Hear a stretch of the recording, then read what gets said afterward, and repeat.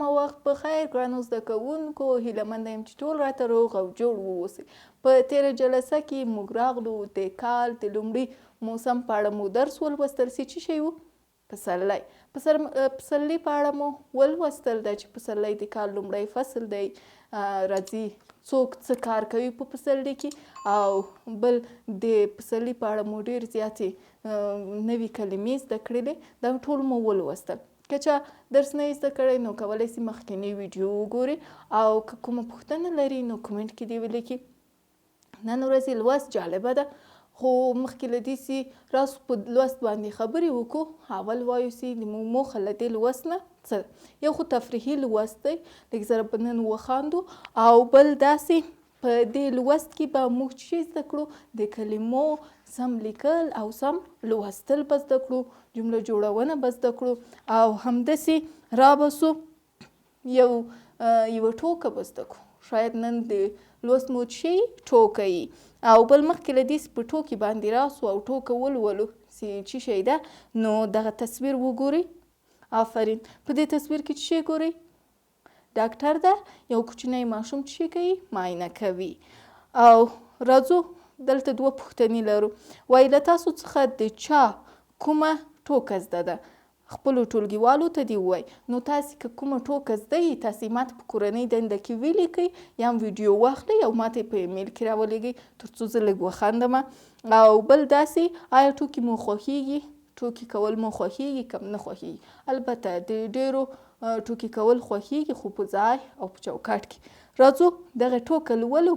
دا ټوکه چې مې ولوستله له ما سره به یو ځای لولئ، تر څو هم ټوکه واورئ او هم دغه نوې کلمې چې په دې د ټوکې درس کې راغلي دي دا ښه زده کړئ. لسم لوست ټوکه. 40مه صفحه. یو ناروغ ډاکټر ته ورغی او ورته یې وویل. یو ناروغ ډاکټر ته ورغی او ورته یې وویل: ناروغ یم، ګېډه مې خوږیږي. ناروغ یم، ګېډه مې خوږیږي. ډاکټر ترې پوښتنه وکړه. څه شی دې خوړلی دي؟ څه شی دې خوړلی دي؟ ناروغ وویل: سوي ډوډۍ. ډاکټر وویل: لومړی دې د سترګو علاج وکړه، ځکه که سترګې دې روغې وای سوي ډوډۍ به دې نه خوړه. لومړی د سترګو علاج وکړه، ځکه که سترګې دې روغې وای سوي ډوډۍ به دې نه خوړه. نو دلته وګورئ، دا یوه ټوکه وه، او کولی شو نورې ټوکې هم ووایو. مثلا ځینې کلمې مو هم دلته زده کړې چې دلته راغلي دي. مثلا ګېډه، ناروغ، ډاکټر، سوي ډوډۍ، دغه نوې کلمې وې چې مو زده کړلې. راځو دلته څو دانې کلمې دي، هغه کلمې په تورو باندې ویشو. په څه شي ویشو؟ په تورو باندې. چې لیکمه؟ ناروغ. څه؟ ناروغ. یو. ډاکټر. او بل سوي. څه؟ سوي. آفرین، یا مو ښه زده کړې ده. سترګې. څه؟ سترګې. دا په څه شي ویشو؟ په تورو باندې ویشو. هغه توري چې پوره دي هغه په یوه قلم باندې لیکم، هغه توري چې نیمه دي هغه په بل قلم لیکم. د دې لپاره چې پوه شو کوم توري پوره راځي، کوم توري نیمه راځي. نون. نور ټول چې دي پوره دي. آفرین. الف، ر، واو، غین.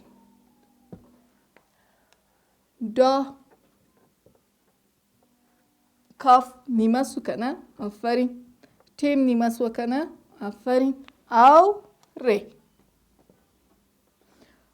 ښه دا بل کې سین خو نیمه ده، سی نیمه ده.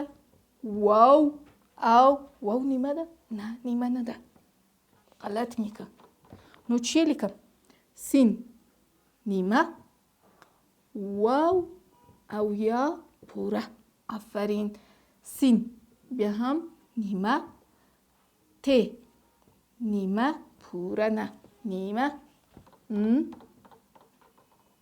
نور. ر پوره، گاف نیمه. بل چی ده؟ یا. نو دلته وګورئ نیمه توري زیات دي که پوره توري زیات دي؟ البته چې وایاستې پوره توري زیات دي. له نیمه تورو او پوره تورو څخه یوه کلمه جوړیږي. دا کلمه بیا موږ ته له څو کلمو څخه بیا یوه جمله جوړیږي. مثلا که ډاکټر ته زه جمله جوړه کړم نو ډېر ساده، زه ډاکټره یم. زه ډاکټره یم. دا یوه جمله سوه ساده. له دریو کلمو څخه یوه کلمه، دوه کلمه، درې کلمې. له دریو کلمو څخه یوه جمله جوړیږي. نو نن ورځې لوست مو څه شی وه؟ ټوکه وه. ټوکه څوم لوست وو؟ لسم لوست وو. دا ټوکې کې مو نوي لغاتونه زده کړل او نوي کلمې مو هم زده کړې. دغه لغاتونه مو په تورو هم واړولو. نیمه توري او پوره توري مو بیا هم زده کړل. د تاسې کورنۍ دنده راباسئ، درس به په منظم شکل 2-3 ځلې د کورنۍ مخ ته مور او پلار ته یا هم خور او ورور ته په لوړ غږ ولولئ. نور د تاسې لوستل باید ډېر ښه سوي وي. لوړ غږ باندې ولولئ او که چا لوستل نه زده کړي کولی سي دوباره ویډیو وګوري، بیا ویډیو وګوري او لوستل یې زده کړي. او وروسته له هغه یوه ټوکه ولیکئ. که ټوکه نسئ لیکلی نو کولی سئ ویډیو واخلئ، ویډیو راته راولیږئ تر څو زه هم لږ زره د تاسې ټوکو ته وخاندم. او له دې لوست نه به هغه کلمې پیدا کړئ چې ولري له 5 تورو څخه جوړې سوي وي. هغه کلمې چې 5 توري ولري. صحیح ده. هغه کلمې په خپلو کتابچو کې ولیکئ او ماته به یې بیا په لاندیني ایمیل ادرس باندې دغه ښایسته کورنۍ دندې راولیږئ تر څو زه یې هم وګورم. که غواړئ نورې ویډیوګانې د نویو لوستونو په اسانۍ سره ترلاسه کړئ نو کولی سئ چینل سبسکرایب او لایک کړئ. تر بیا ښه وخت او ښې